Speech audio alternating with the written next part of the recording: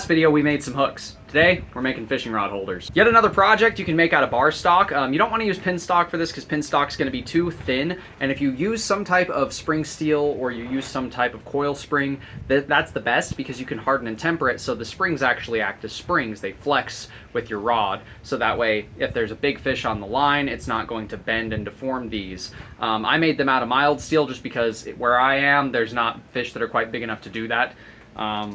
Especially with how I have my drag set. I usually let them run if they bite, but that's neither here nor there. Today's video, we're gonna be making these out of some rod stock. So let's get it in the fire and get started.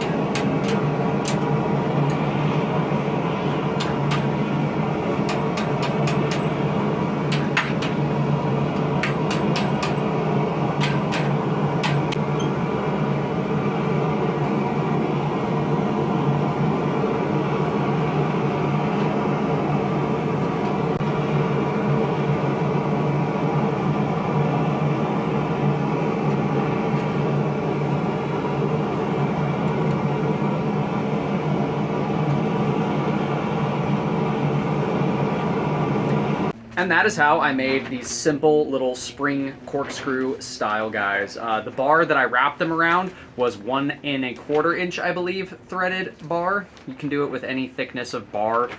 You just have to adjust these sizes. And then once you get them cold before you do any heat treatment or anything like that, go check to see if your fishing rod fits all the way through to the bottom. If it doesn't, adjust that bottom so it can go all the way through it. That way your rod seats as far down as it can, and this can act as a stop to keep your rod from spinning one way or another using your reel handle.